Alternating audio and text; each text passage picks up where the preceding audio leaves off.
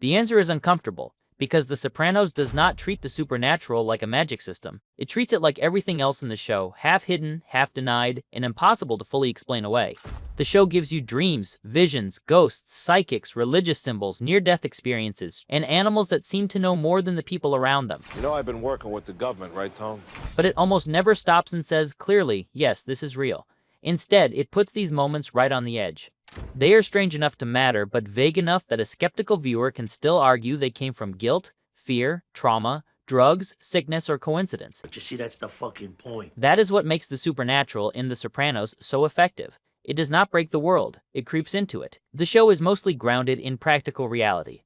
Money comes from gambling, construction, unions, and intimidation. Power comes from violence. Status comes from reputation. Most problems are human problems. Tony is not being haunted because the show suddenly became fantasy. He is being haunted because he has spent his life hurting people, lying to himself, and pretending there is no cost. But every so often, the show lets something slip through. One of the earliest and clearest examples is Christopher's near-death experience after he gets shot.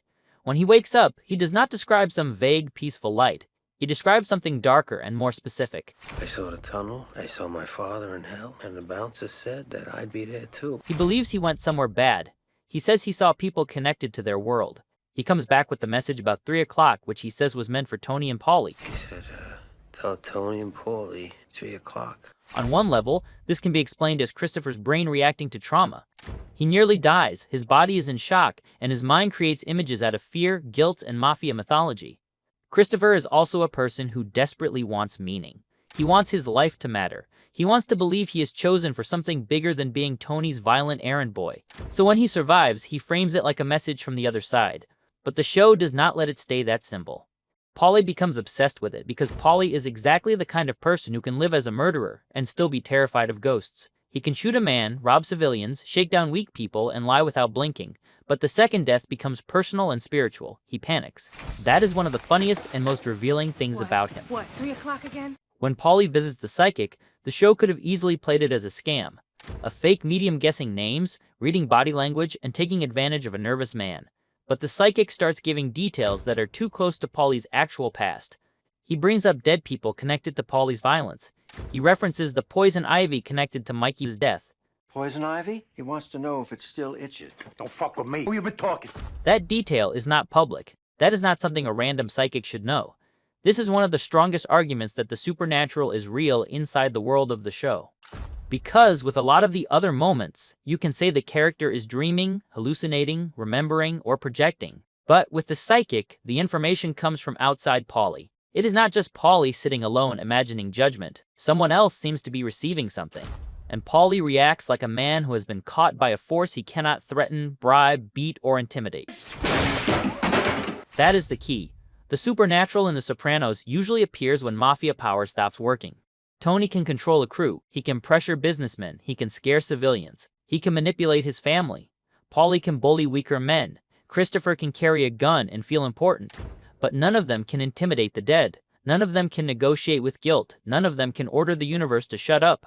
That is why Paulie's reaction is not just comic relief. It shows the fragile little structure underneath his whole personality. His religion is not deep morality, it is self-protection.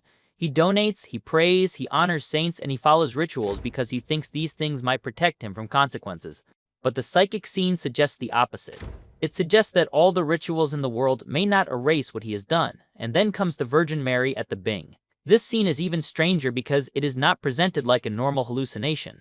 Paulie sees the Virgin Mary in a place that could not be more spiritually filthy, a strip club owned by criminals, filled with exploitation, money, sex, and violence. It is a perfect Sopranos image. A holy figure appears in the least holy room possible. Again, you can explain it psychologically. Paulie is under stress. His relationship with his mother has been shaken. His identity is collapsing. He is aging, paranoid, lonely, and desperate to believe that the old rules still mean something. So maybe his mind creates the image because he needs punishment and comfort at the same time. But the way the scene is shot makes it harder to dismiss. The Sopranos plays the game. It never says the Virgin Mary literally appeared in the Bing, but it also refuses to make the scene feel like a cheap hallucination. But Tony is haunted more deeply than almost anyone.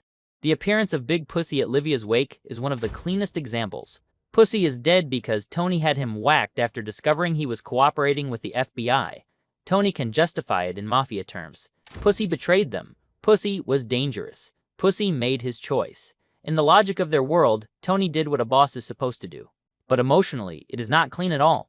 Pussy was not just some enemy, he was a close friend. He sat at family tables, he laughed with them, he belonged to that world before he became a threat to it. So when Tony sees him in the mirror, the moment is not just spooky, it is personal. It is the dead friend returning at a family gathering, in the middle of all the fake grieving and social performance. That is very important. Livia's wake is already full of dishonesty. People are standing around pretending to honor a woman many of them feared, resented, or barely understood. Tony himself is caught between real grief, anger, guilt, and relief. Then Pussy appears, silent and unreachable. The ghost does not need to say anything. His presence is the accusation. Tony's dreams work the same way. The dream sequences are not random weirdness. They are usually more honest than Tony's waking life. In normal scenes, Tony lies constantly. He lies to Carmela, to Melfi, to his crew, to his children, and to himself. In dreams, the lies break down. The mind starts arranging the truth in symbols. When Tony dreams about Pussy as a fish, it is funny, but it is also direct. His subconscious knows what his conscious mind is trying not to fully face. Pussy is talking, but Tony already understands the answer. The dream is not supernatural in the same way as the psychic scene. It is not necessarily a message from the dead. But it works like prophecy because Tony's buried knowledge comes to the surface before he is ready to say it out loud. But The Sopranos blurs the line because the inside is often more frightening than the outside. The coma dream in season 6 is probably the biggest example. When Tony is shot and stuck between life and death, the show does not send him to a simple heaven or hell vision. Instead, it gives him another life. He becomes a different version of himself, stripped of his normal identity. No mafia status, no crew, no power, no family role. No familiar face in the mirror. He is a man with the wrong briefcase, lost in a strange place, trying to figure out who he is.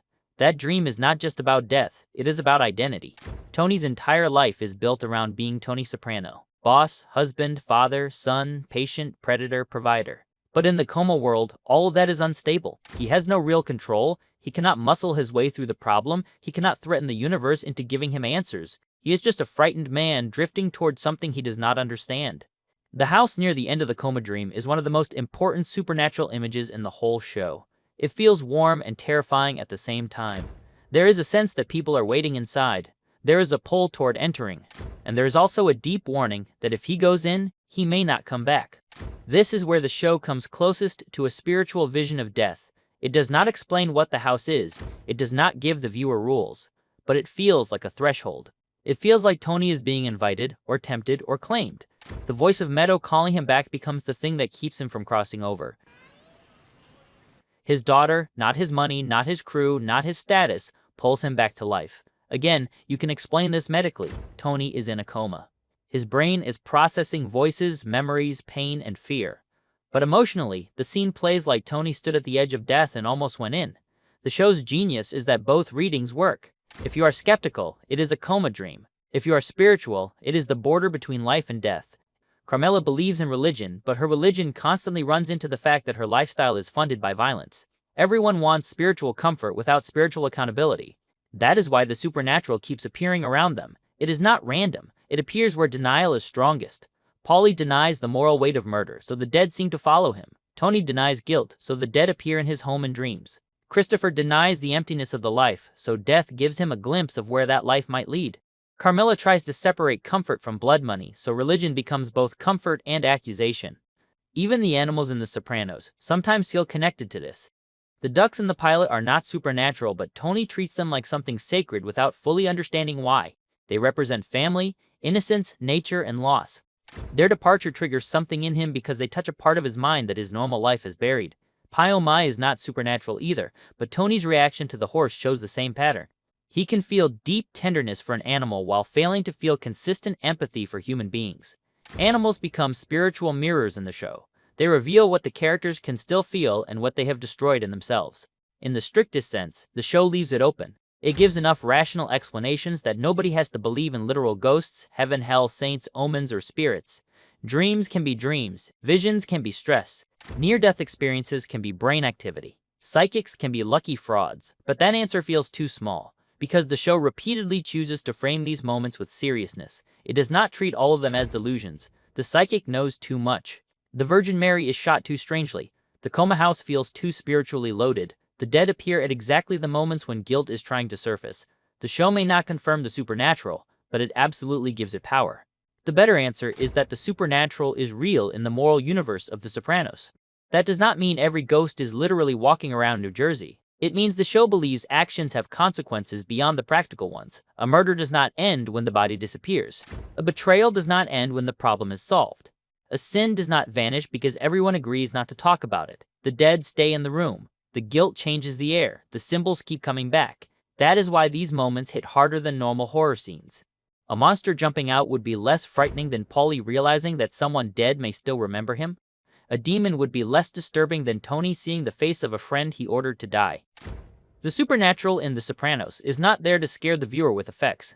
It is there to suggest that these men are wrong about the world. They think power is final. They think violence settles things. They think money can clean up the mess.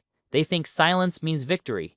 But the show keeps suggesting that nothing is really buried. Not mothers, not friends, not victims, not fear, not shame, not the possibility of judgment. That is also why the show never becomes fully supernatural. If it confirmed everything, the mystery would shrink. If a ghost appeared and explained the rules, the show would become simpler. Instead, The Sopranos keeps the audience in the same uncomfortable place as the characters. Maybe it is real. Maybe it is the mind. Maybe the mind is where the real punishment happens. Tony's world is full of people who want certainty. Who is boss? Who owes money? Who disrespected who? Who gets clipped? Who is useful? Who is weak? The supernatural refuses that kind of certainty.